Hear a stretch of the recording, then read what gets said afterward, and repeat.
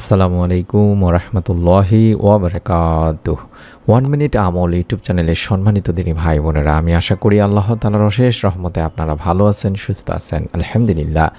আজ একটা পবিত্রতম দিন, সোমবার দিন। ফজরের নামাজ আদায় করে অন্তত 11 বার একটা ছোট্ট দরুদ পাঠ করবেন এবং আল্লাহর নবী, প্রিয় নবী বিশ্বনবী সাল্লাল্লাহু আলাইহি সাল্লামের সঙ্গে জান্নাত কামনা করবেন। রব্বুল আলামিন ইনশাআল্লাহ আপনাকে জান্নাতুল ফেরদাউস দান করবেন এই ছোট্ট আমলের ওসিলায়।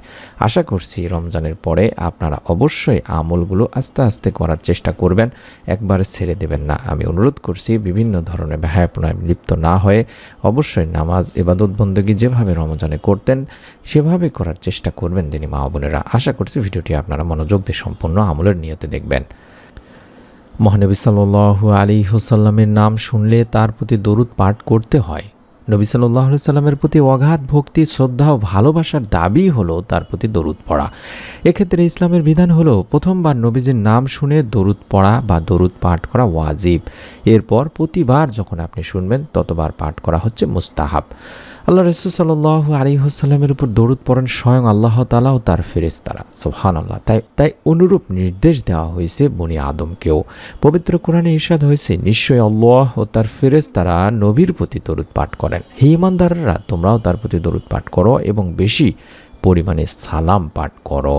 সূরা আহজাব 56 নম্বর আয়াতে বলা হয়েছে। আলোচ্য আয়াতে আল্লাহ তাআলার পক্ষ থেকে দরুদ পাঠের ভাবার্থই হলো আল্লাহ তাআলা তার ফেরেশতাদের সামনে আল্লাহ রাসূল সাল্লাল্লাহু আলাইহি সাল্লামের প্রশংসা করেন।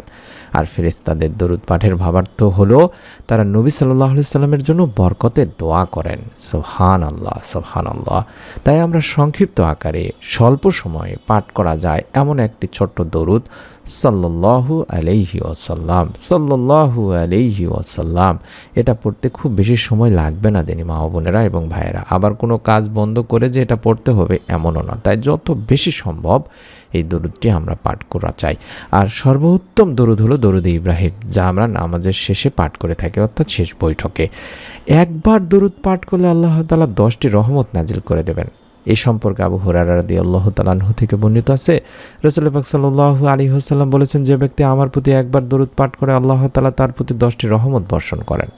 সুবহানাল্লাহ। শুধু তাই নয়, আনাস ইবনে মালিক রাদিয়াল্লাহু তাআলা আনহু বলেন, আল্লাহ রাসূল সাল্লাল্লাহু আলাইহি ওয়াসাল্লাম বলেছেন, যে ব্যক্তি আমার উপরে একবার দরুদ পাঠ করবে আল্লাহ তাআলা তার উপর 10 বার রহমত নাজিল করবেন এবং তার 10টি গুনাহ মিটিয়ে দেওয়া হবে এবং 10টি মর্যাদা উন্নতি করা হবে। সুবহানাল্লাহ, সুবহানাল্লাহ। এছাড়াও দরুদ পাঠকারীর জন্য ফেরেশতারা পর্যন্ত দোয়া করতে থাকেন। আমির বিন রাবিয়া রাদিয়াল্লাহু তাআলা আনহু থেকে বর্ণিত আছে, নবী সাল্লাল্লাহু আলাইহি ওয়াসাল্লাম বলেন, যখন কোনো মুসলিম আমার প্রতি দরুদ পাঠ করে এবং যতক্ষণ পর্যন্ত সে আমার প্রতি দরুদ পাঠরত অবস্থায় থাকে ততক্ষণ পর্যন্ত ফেরেশতারা তার জন্য দোয়া করতে থাকেন।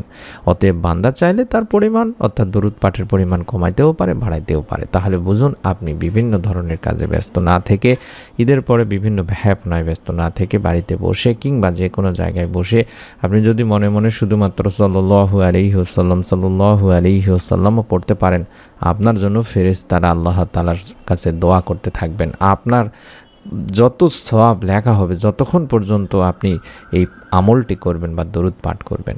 তাহলে বুঝতে পারছেন যে দরুদ পাঠের কত ফজিলত। আর একটা সোমবার অত্যন্ত ফজিলতপূর্ণ দিন।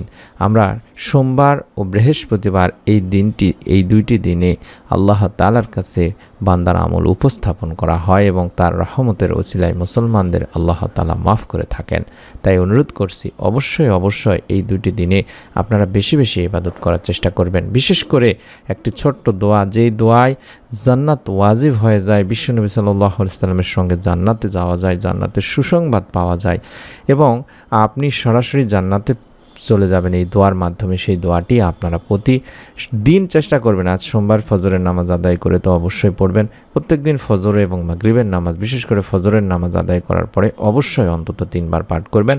আগে কয়েকবার দরুদ পড়ে নেওয়ার পরে চাইলে অন্তত 11 বার শুধুমাত্র সাল্লাল্লাহু আলাইহি ওয়াসাল্লাম, সাল্লাল্লাহু আলাইহি ওয়াসাল্লাম 11 বার পড়ে নেওয়ার পরে আপনি অন্তত 3 বার পাঠ করবেন, রাদিতু বিল্লাহি রাব্বান ওয়া বিল ইসলামি দীনা ওয়া বিমুহাম্মাদিন নাবিয়্যান ওয়া রাসূলা, রাদিতু বিল্লাহি রাব্বান ওয়া বিল ইসলামি দীনা ওয়া বিমুহাম্মাদিন নাবিয়্যান ওয়া রাসূলা, রাদিতু বিল্লাহি রাব্বান ওয়া বিল ইসলামি দীনা ওয়া বিমুহাম্মাদিন নাবিয়্যান ওয়া রাসূলা। এভাবে 3 বার পাঠ করবেন। আমি এর অর্থটি বলে দিচ্ছি, আমি আল্লাহকে রব, ইসলামকে দিন এবং মুহাম্মদ সাল্লাল্লাহু আলাইহি ওয়াসাল্লামকে রাসূল হিসেবে সন্তুষ্ট চিত্তে মেনে নিয়েছি। সুবহানাল্লাহ। এই দোয়াটিতে বলা হয়েছে যে, এক হাদিসে মুনাইজির রাদিয়াল্লাহু তাআলা আনহু থেকে বর্ণিত আছে, আমি আল্লাহর রাসূল সাল্লাল্লাহু আলাইহি ওয়াসাল্লামকে বলতে শুনেছি যে সকালে অর্থাৎ ফজরের নামাজের পরে যে দোয়াটির কথা বললাম, রাদিতু বিল্লাহি রাব্বা ওয়া বিল ইসলামি দীনা ওয়া বিমুহাম্মাদিন নাবিয়্যা ওয়া রাসূলা পড়বে, আমি তার হাতে ধরে তাকে জান্নাতে পৌঁছে দেব। সুবহানাল্লাহ, সুবহানাল্লাহ, সুবহানাল্লাহ। অন্য আরেক বর্ণনায় এসেছে যে ব্যক্তি সকাল বিকাল অর্থাৎ ফজর এবং মাগরিবের নামাজের পর কিংবা আসরের নামাজের পর 3 বার দোয়াটি পড়বে, কিয়ামতের দিন আল্লাহ তাআলা ওই ব্যক্তির নেকি বৃদ্ধির মাধ্যমে তাকে সন্তুষ্ট করবেন। সুবহানাল্লাহ। তিরমিজি শরীফের একটি হাদিস।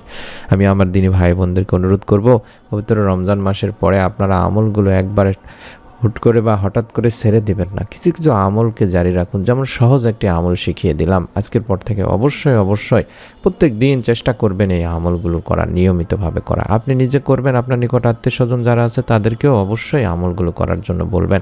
নামাজটাকে ঠিক রাখবেন, ইবাদত বন্দেগীগুলোকে ঠিক রাখে তারপরে আপনি অন্যান্য যে সমস্ত কাজ ইসলামে বৈধতা রয়েছে সেগুলো করার চেষ্টা করবেন। বেহাপনা আল্লাহ তাআলা আমাদেরকে রক্ষা করুক, বেহাপনা থেকে আল্লাহ তাআলা আমাদেরকে রক্ষা করুক। বিভিন্ন ধরনের গান বাজনা, বিভিন্ন ধরনের ঈদের যে আনন্দ যেটাকে অন্য একটি পর্যায়ে চলে গেছে, এটা থেকে আল্লাহ তাআলা আমাদেরকে রক্ষা করুন, আমিন। পরবর্তী এরকম নতুন আমলের ভিডিও, গুরুত্বপূর্ণ তথ্যগুলো পাওয়ার জন্য হলেও আমাদের চ্যানেলটি সাবস্ক্রাইব করে রাখতে পারেন। সকলে ভালো থাকুন, সুস্থ থাকুন। আসসালামু আলাইকুম ওয়া রাহমাতুল্লাহ।